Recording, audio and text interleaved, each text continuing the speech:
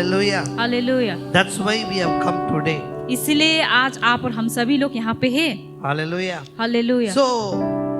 So far we have seen 9 doctrines of the Bible. अभी तक हम लोग ने 9 डॉक्ट्रिन सिद्धांत को देखा है। Sometimes you may ask why we have to know all this. कभी कभी हम लोग सोचता होगा कि क्यों ये सभी कुछ पढ़ना है। By knowing the doctrines of the Bible, हम लोग इस सभी जो बाइबल का जो सिद्धांत को जानते हुए, in other words, doctrines means the belief. Doctrine से सिद्धांत, दूसरे शब्द में बोलने से एक विश्वास। Doctrines means the faith that I have. एक विश्वास जो आप और हम लोग के पास है। We are not simply following something, हम लोग ऐसे ही कुछ भी फॉलो नहीं कर रही है, but we follow what we believe. लेकिन हम उस चीज को फॉलो कर रही है जिसको हम लोग विश्वास करते हैं। We follow what we think is true. जो हम लोग सोचते हैं कि वो सही है, उसी चीज को हम लोग उसी बातों को फॉलो करते हैं। We follow what we think is right. हम लोग उस बात को फॉलो करते हैं जो सही है। Amen. आमीन। We follow because I have faith in our God. हम लोग इसलिए उसको फॉलो करते हैं, उसको मानते हैं क्योंकि So- हम लोग का विश्वास है परमेश्वर पर। So there are different denominations in the world. संसार में बहुत प्रकार का डिनोमिनेशन है Different denominations have different set of doctrines. और विभिन्न जितना भी डिनोमिनेशन है उन लोग का अपना ही वो सिद्धांत होता है। But the denomination that we serve, Assemblies of God, has framed 16 doctrines, which is the belief, the core belief of our denomination. लेकिन जो आप और हम लोग विश्वास करते हैं असेंबली ऑफ गॉड का जो 16 जो सिद्धांत है उस बातों को हम लोग देख रहे हैं। So why do I need to know these doctrines? तो क्यों आप और हमें इस सिद्धांत को जानना है? Because the more I know जितना मैं जानूंगा the doctrines, इस सिद्धांत को, the more strongly I believe in my God. उतना ही मजबूत हो कि मैं परमेश्वर पे विश्वास कर पाऊंगी। Amen. आमीन। The entire 16 doctrines, actually, it is very, very difficult to teach one day.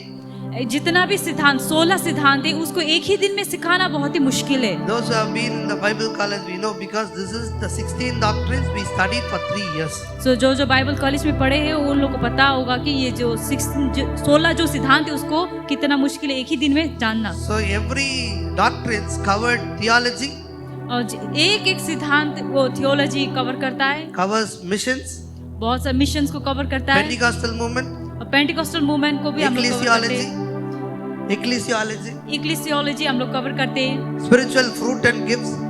ये सब कवर करते हैं। Everything is covered and is framed as 16 doctrines. तो उन सभी चीज को कवर करते हुए 16 So बातों why को हम do लोग I देखते हैं। need to know all these तो doctrines? क्यों ये सभी चीजों को जानना है आप और हमें, So that I will be strong in the Lord. ताकि हम लोग प्रभु में और भी मजबूत हो सके, I will be more effective in my ministry. ताकि हम लोग भविष्य में जाके अपना सेवकाई में और भी मजबूत हो सके। Amen.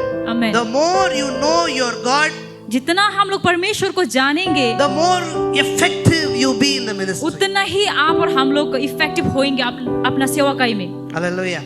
Hallelujah. So 9 we have seen. हम अभी तक हम लोग ने 9 देखे, I'm 9 going तक। to talk about 3 doctrines. मैं आज 3 सिद्धांत के बारे में बताऊंगा। Just now I had a activity. अभी भी हम लोग ने एक छोटा सा एक एक्टिविटी किया। Everybody I told to go and talk. मैंने कहा कि आप लोग किसी को जाके बात कीजिए जिसके साथ आपने कभी बात ना किया हो, उसका नाम पूछिए। Very few did not even move from the place. बहुत सारे इंसान लोग शायद अपने जगह से भी नहीं हिला। Some of you obeyed.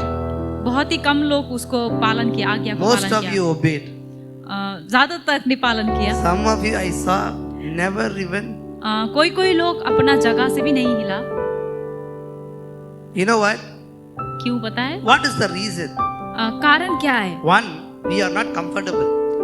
आप और हम लोग वो कंफर्टेबल नहीं है, That's why we never went and spoke. इसलिए आप और हम लोग जिस इंसान को नहीं जानते उसके साथ में जाके हम लोग ने बातें नहीं किया। But the 10th doctrine is आज का जो 10th डॉक्ट्रिन सिद्धांत है, the church and its mission. कलीसिया और उसका जो एक मिशन है। So when you say church, जब हम लोग कलीसिया बोलते हैं church, what do you mean by church? कलीसिया बोलने से मतलब क्या है उसका? Sometimes the building comes to our mind, कभी कभी चर्च बोलने से, कलीसिया बोलने से ये जो बिल्डिंग्स हम लोग को याद आते हैं। but each one of you who are sitting here is a church. लेकिन यहाँ पे जो एक एक यहाँ पे बैठे हैं, वो सभी लोग चर्च है। See, in Matthew chapter 16 verse 18, मत्ती की किताब में हम लोग देखने से it says like this. It's a statement said by Jesus. तो यीशु मसीह ने इस प्रकार से कहा है। Somebody knows? Anybody? किसी को by पता heart? है मत्ती 16 में क्या लिखा है? 16 18. Without looking at the Bible. I will build my church upon this rock, and the gates of hell shall not prevail over it. हाँ, हिंदी में कोई पढ़ दीजिए। मैं अपनी कलीसिया बनाऊंगा, अधोलोक का फाटक उसमें प्रबल नहीं हो सकता। who said this? किसने कहा इस बातों को? Who said? Jesus said. What he said? तो यीशु ने क्या कहा इसको? I will build my church. तो यीशु ने कहा है कि मैं मेरा कलीसिया को मैं बनाऊंगा। Whose church? किसका church? One of the pastors in America called Rick Warren, he wrote in his book Purpose Driven Church. तो एक पास्टर्स ने एक किताब को लिखा है पर्पस ड्रिवन लाइफ बोल के, Purpose Driven Church. Purpose driven church. He wrote like this. इस प्रकार से लिखा है, God will not build your church. परमेश्वर आपका कलीसिया को नहीं बनाएंगे। I cannot build God's church. मैं परमेश्वर की कलीसिया को नहीं बना सकूंगा, But God will build His church. लेकिन परमेश्वर उसकी खुद की कलीसिया को बनाएंगे। So after the sanctification process, just now we heard, तो हम लोग ने देखा है जो शुद्धिकरण के बाद में we all come to the church. हम लोग सभी लोग कलीसिया में आते, We all come under one umbrella. एक ही छत के नीचे हम लोग आते, We all belong to one family. हम लोग सभी लोग एक ही परिवार। We need to understand this. इस बात को समझना है। Whether we are different in language, शायद हम लोग अपना भाषा में अलग अलग but हो, we all come as one body of Christ. लेकिन आप और हम सभी लोग एक ही आज यीशु मसीह के शरीर हो के आते। That's why I said, when Jesus is going to come back again, इसलिए मैंने कहा कि जब यीशु मसीह वापस आने वाला है, He is not going to come back for the denominations. उस समय में यीशु मसीह कोई दूसरा प्रकार का डिनोमिनेशन के लिए He is नहीं going to आएंगे, come for His church. लेकिन वो अपना कलीसिया के लिए आएंगे। Amen. आमीन। That's why Jesus said, I will build my church. इसीलिए यीशु मसीह ने इसलिए कहा है कि मैं मेरा कलीसिया को I बनाऊंगा, will not build somebody's church. किसी और का नहीं। He did not come to form a denomination. यहाँ पे अलग प्रकार का डिनोमिनेशन He did बनाने not के लिए come नहीं to आए, form an organization. या फिर किसी प्रकार का ऑर्गेनाइजेशन बनाने के लिए, But Jesus came to build His church on this लेकिन earth. यीशु अपना ही कलीसिया बनाने के लिए आए हैं। Amen. Do you know how he got the church? आपको पता है कि किस प्रकार से कलीसिया बने? By dying on the cross, shedding His blood, resurrected on the third day, He purchased this church. यीशु ने अपने आप को देते हुए, हम लोग देखते हैं जो क्रूस पे अपना शरीर को उसने तोड़ के लहू को बहाते हुए इस कलीसिया को उसने खरीदा है। So the 10th doctrine is we believe in the church. So 10th बात को हम लोग देखते हैं जो सिद्धांत है, हम लोग कलीसिया पे विश्वास करते We हैं। believe in people coming together. हम लोग इस बात को विश्वास करते हैं कि कलीसिया में सभी लोग एक साथ में आते। The fourth purpose तो चौथा उद्देश्य हम लोग देखते हैं, is there for the church. हम लोग यहाँ पे कलीसिया के So लिए, we need to know as a pastors, are we fulfilling these four purposes as a church pastor? हम लोग एक कलीसिया के एक पास्टर हो के क्या इस 4 उद्देश्य को आप और हम लोग पूरा कर रहे हैं? Number one, एक बात, we the church are called to evangelize gospel. आज आप और हम लोग जो कलीसिया है परमेश्वर की जो वचन सुनाने के लिए है। Amen. आमीन। What is the purpose of the church? एक कलीसिया का उद्देश्य क्या है? पहली बात, To share the gospel of Jesus Christ. प्रभु यीशु के एक शुभ संदेश को सुनाना। Amen. आमीन। The reason why Jesus came so that everybody will know about Him. Or यीशु मसीह का पृथ्वी पे आना ताकि सभी लोग उसको जाने। He called His disciples. अपना चेला लोग उसने चुना। He spent his 3.5 years with His disciples. 3 साल उसने अपना चेला लोग के साथ में बिताया And He told them, you go and preach the gospel. और कहा कि आप लोग जाइए और इस सुसमाचार को So the सुनाइए। first purpose of the church इसलिए पहला उद्देश्य हम लोग कलीसिया का देखते हैं, is share gospel. परमेश्वर की वचन को सुनाना। Number two, दूसरी बात, the second purpose of the church, और कलीसिया का दूसरा उद्देश्य, that we will all come together and become a people of God who will worship God. आप और हम सभी लोग आएंगे और वो इंसान बनेंगे जो परमेश्वर की आराधना करेंगे। We will become a worshiping community.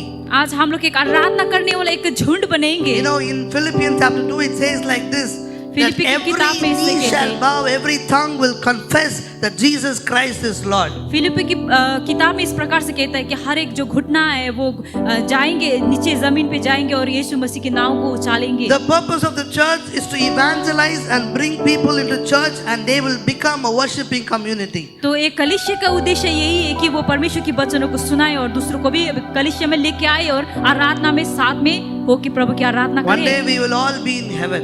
एक दिन आप और हम सभी लोग स्वर्ग में होंगे। There, वहाँ I पे don't think we will be separated as denominations.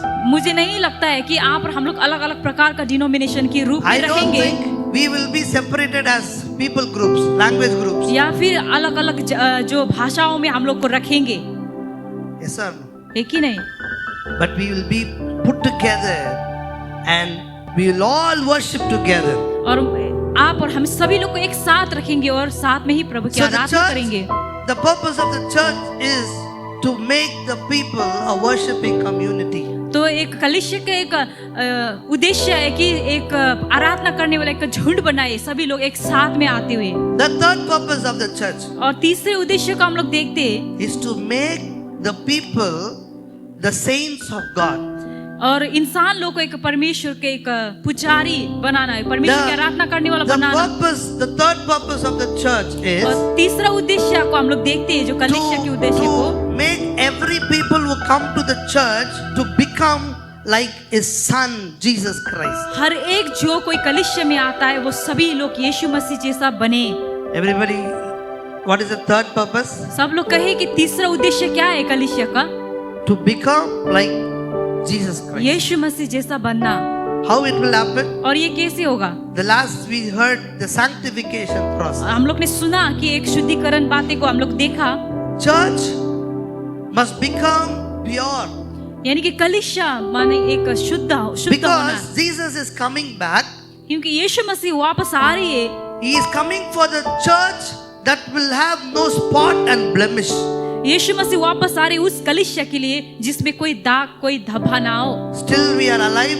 अभी तक हम लोग जीवित है, Still people, believers in our church are alive अभी भी जो मंडली में जो कलीसिया में जो विश्वासी लोग है वो भी जीवित है, because we still have to become like the son Jesus इसका Christ. मतलब है आप और हमें अभी भी वो समय है कि ताकि आप और हम लोग और भी यीशु मसीह जैसा बने।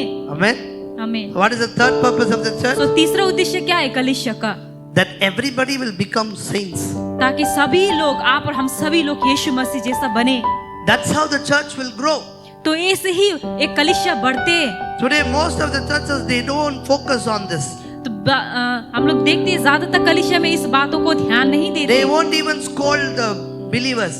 वो लोग अपना जो विश्वासी लोग को भी कुछ कहते नहीं They है, won't even discipline. उन लोग को सही बातें को नहीं सिखाते। Today most of the churches don't even talk about the और sin. बहुत सारे कलीसिया लोग पाप के विषय में कहते भी नहीं है। Why? क्यों? Next time they won't come to the church. क्योंकि दूसरे संडे में शायद वो लोग ना आए So they कलीसिया try में। to put butter. तो इसीलिए ज्यादातर मक्खन लगाने की कोशिश करता है। The purpose of the church is not to put butter. लेकिन कलीसिया का उद्देश्य किसी को मक्खन लगाना नहीं है, The purpose of the church is to make everybody the saints of God. लेकिन एक कलीसिया का उद्देश्य है सभी लोग को यीशु मसीह जैसा होना, Everybody banana. must become like the son Jesus Christ. सभी लोग को यीशु मसीह जैसा बनना। Amen. आमीन, Hallelujah. Hallelujah. The fourth purpose of the तो हम church, लोग चौथा पॉइंट को देखते हैं that we people of God must demonstrate God's love and compassion through our ministry. और आप और हम सभी लोग अपना सेवकाई के द्वारा प्रभु यीशु का जो प्रेम है उसको हम लोग दिखाए, अपना The जीवन से church must दर्शाए। show the love of God. यानी कि कलीसिया यीशु मसीह को प्रेम को, परमेश्वर को प्रेम को दिखाना चाहिए। This thing I will talk in the next doctrine. ये मैं दूसरी सिद्धांत में बात करूंगा। So the 10th doctrine of Assemblies of God is the church and its mission.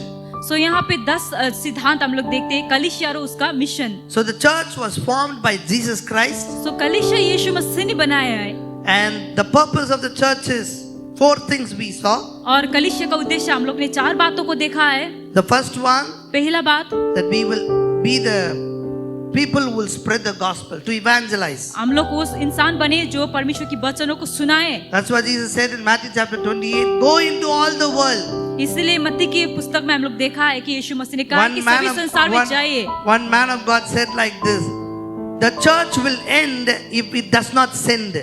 और एक इंसान इस बात को कहा है, वो कलीसिया अंत में आएंगे अगर वो कोई परमेश्वर की वचन The नहीं church will सुनाते। end if it does not send. अगर वो कलीसिया अंत में आएंगे अगर वो किसी को नहीं That means भेजते if तो। the church is not sending people for gospel evangelism, the church will end. अगर जो कोई भी कलीसिया किसी को अगर सुसमाचार सुनाने के लिए नहीं भेजते तो वो कलीसिया से Another अंत man में of God, आएंगे। another man of God said like this, the mission of the church is missions. और कलीसिया का एक मिशन यानी कि वो एक I know it's mission difficult to है। translate. The mission of the church is missions. अब एक कलीसिया के एक जो मिशन है या फिर वो एक उद्देश्य बोलिए उसको एक Then काम जो पूरा करना वो एक The मिशन ही second होता है। purpose, that everybody will become a worshiping community. और दूसरी बात सभी लोग को एक आराधना में एक झुंड में आना है। Third one, everybody will become the perfect image of Jesus Christ. और तीसरी बात को हम लोग ने देखा एक यीशु मसीह जैसा जीवन जीना। The fourth purpose of the church is to चौथा बात को demonstrate हम लोग God's love. चौथा बात हम लोग ने देखा कि कलीसिया को परमेश्वर को प्रेम को दिखाना। The next doctrine is the ministry. और दूसरा सिद्धांत हम लोग देखेंगे सेवकाई। We are called to serve God. हम लोगों को आप और हमें बुलाया है ताकि हम Mark लोग परमेश्वर chapter की 10 सेवा कर पाए। Mark chapter 10 we read, Jesus said, I have not come to be served but to serve.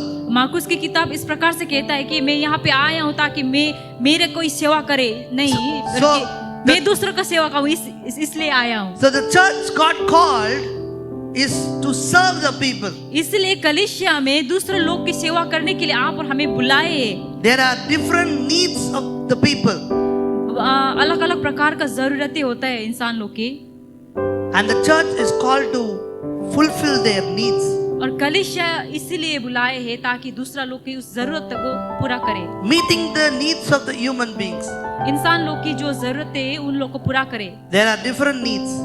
विभिन्न प्रकार का जरूरतें होते हैं। Some have physical needs. किसी का एक जो फिजिकल नीड्स होता है, Some have emotional needs. किसी का एक जो इमोशनल होता है, Some have social needs. किसी का सोशल नीड्स होता है, And some have emotional needs. किसी का इमोशनल नीड्स भी होता है, And some have spiritual needs. किसी का जो आत्मिक की एक स्पिरिचुअल नीड्स होता है। So the church is called to fulfill and meet the needs of the people in various dimensions. तो कलीसिया को इसीलिए बुलाया गया है ताकि जो विभिन्न प्रकार का जरूरतें हैं इंसान लोग के जीवन में उन सभी जरूरतें को पूरा करे। You know, most of the time the churches focus more on the spiritual activities. ज्यादातर कलीसिया लोग सिर्फ आत्मिक की बातें को ध्यान देते And they forget that they have a physical body. और इस बात को भूल जाते कि उन लोग का जो बाहरी शरीर भी है। Some churches focus more on the physical activities और ज्यादा कोई चर्चेस कोई कलीसिया सिर्फ बाहरी बातों को ध्यान देता है and forget the spiritual side of the और उन लोग people. जो आत्मिक की बातें हैं, उसको भूल जाते। So the church must be balanced. तो इसीलिए कलीसिया बोलने से एक बैलेंस होना चाहिए बराबर। Many years before, when missionaries came to India, बहुत साल पहले जो मिशनरीज आए यहाँ पे इंडिया में, they came up with a slogan. एक स्लोगन के साथ में आए। Yeah, they say soap, एक साबुन soup, और सूप salvation. और उद्धार। Everybody say सब लोग कहे soap, सोप साबुन, soup, soap salvation. Salvation What is उद्धार। this soap, soup, salvation? और ये जो साबुन जो और सूप और उद्धार इसका मतलब क्या है? When the missionaries came many years before to India, जब से जो मिशनरी लोग आए पहले इंडिया में, they first came and gave people medicines, soaps to clean themselves first जब of वो all. लोग आए इंडिया में तो उन लोग ने इंसान लोग को दवाई दिया और साबुन दिया ताकि वो लोग खुद को शुद्ध करे या फिर नहाए और साफ हो जाए। Then they gave food to the people. उसके बाद में उन लोग ने खाना दिया That is soup. जो कि सूप है। Soup don't literally take, they gave soup. और उन लोग ने जो खाने के लिए दिया, They gave food. उन लोग ने खाने के लिए खाना दिया। Then they gave उसके बाद में उन लोग ने दिया salvation. उद्धार को। So that's why soap, इसलिए साबुन, soup, सूप, salvation. उद्धार। You straight away call somebody who is already hungry and you say Jesus loves you. He will say, give me some plate food.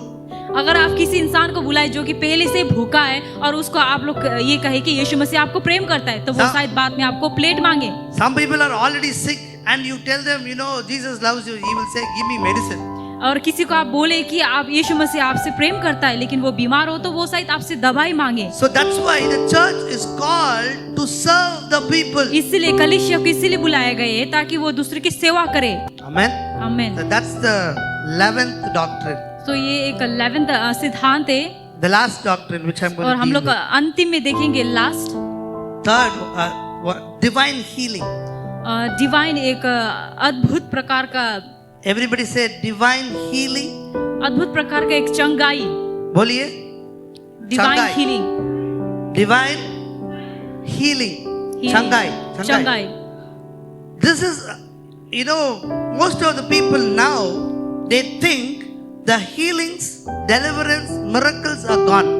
अभी इंसान लोग इस बात को सोचते हैं कि जो चंगाई है, जो चमत्कार है, वो सब कुछ अभी खत्म हो गया, वो गया। Why healing is important or added as a doctrine in this doctrines is because क्यों सिद्धांत में जो चंगाई बात को भी हम लोग देखते हैं बोलने से, divine healing is the integral part of salvation and deliverance. क्योंकि एक अद्भुत रीति से एक चंगाई पाना, एक उद्धार से जुड़ा हुआ बातों को हम लोग देखते हैं। Amen. आमीन। Today the churches will grow when the churches experiences the divine healing in the अभी church. जो कलीसिया है वो बढ़ेंगे अगर वो लोग अद्भुत रीति से अगर वो चंगाई को अनुभव करते हैं तो। That's why Paul says in 1 Corinthians chapter 2, if you इसलिए read पाउल ने कहा है पहला कोरिन्थी में 1 Corinthians chapter 2 verse 3, somebody read. Chapter 2 verse 3 कोई पढ़ दीजिए। I came to you in weakness and fear and with much trembling. My message and my preaching were not with wise and persuasive words, but with a demonstration of the Spirit's power, so that your faith might not rest on men's wisdom, but on God's power. What does it say? ये क्या कहता है बोलने से? Paul is not just saying, I just come with the words of wisdom, but I come with the power of God. मैं यहाँ पाउल इस बात को कहता है कि मैं यहाँ पे सिर्फ एक शब्द लेके नहीं, लेकिन मैं एक ज्ञान और एक शक्ति के साथ में आया हूँ। So, healings is not stopped, it's still happening. चंगाई खत्म नहीं हुआ है, नहीं रुका है, अभी भी हो रही है। Amen. आमीन। Till Jesus comes back, जब तक यीशु मसीह वापस ना आए तब तक the healings will happen. चंगाई होता रहेगा। I strongly believe in healings. मैं विश्वास करता हूँ चंगाई में। That's why when Jesus was on this earth, जब यीशु मसीह पृथ्वी पे था, the 4 gospels talks about the healings of Jesus. तो यहाँ पे चौथा जो गॉस्पेल है वो यीशु मसीह की चंगाई के विषय में हम लोग देखते हैं। Yes or no? है कि नहीं? पासमान लोग बोलिए, एक ही नहीं. 4 gospel records the healings of Jesus चौथा Christ. गॉस्पेल सिर्फ यीशु मसीह ने किया हुआ वो चमत्कार, वो चंगाई के विषय में हम लोग देखते हैं। Why? क्यों? Why Jesus has to do healings? क्यों यीशु मसीह को चंगाई करना जरूरी था? Because that's the way people can experience the power of God in their life. क्योंकि वो एक तरीका था, एक रास्ता था जहाँ से यीशु मसीह एक परमेश्वर की एक शक्ति को वो लोग जान सके। Today the church will grow.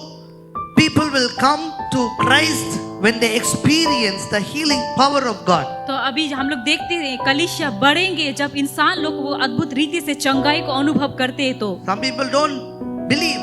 कि बहुत लोग विश्वास नहीं करते, Some people doubt.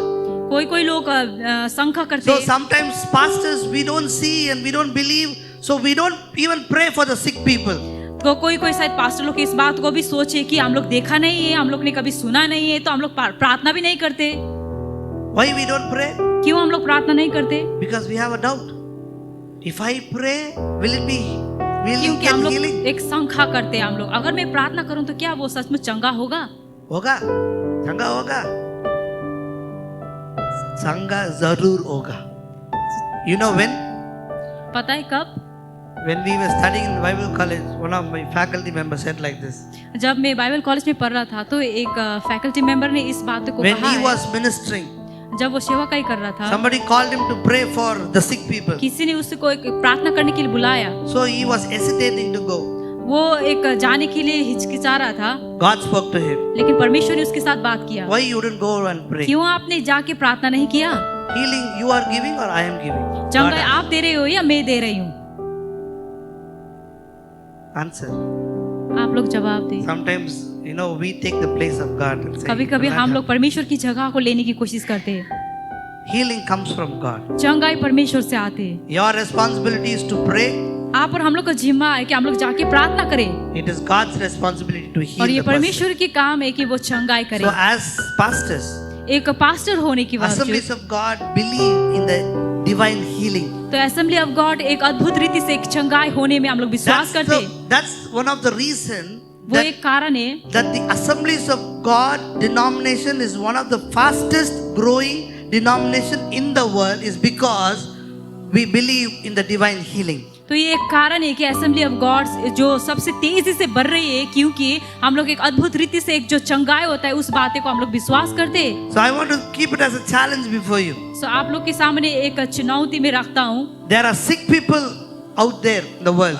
संसार में बहुत लोग बीमारी है। Your church will grow आपका कलीसिया बढ़ेंगे when sick people are healed. जब बीमारी लोग चंगाई पाते हैं तो They come to church. वो लोग कलीसिया में आते हैं। Your church will grow. आपका कलीसिया बढ़ेंगे, They will come to the knowledge of Christ. वो लोग परमेश्वर को जानेंगे। Amen. Amen. So the three doctrines we saw. So, Number one, तीन church, सिद्धांत को हम लोग ने देखा। पहला church and its mission, कलीसिया और उसका मिशन को देखा, and church is called to serve. और दूसरा बात कलीसिया को एक सेवा करने के लिए बुलाया है। That's the ministry. सेवा Church करने is के called लिए to do missions. एक मिशन करने के लिए बुलाया है। And the third one, और which तीसरी बात the divine healing. एक अद्भुत रीति का चंगाई। Amen. God bless you. परमेश्वर आशीष करे।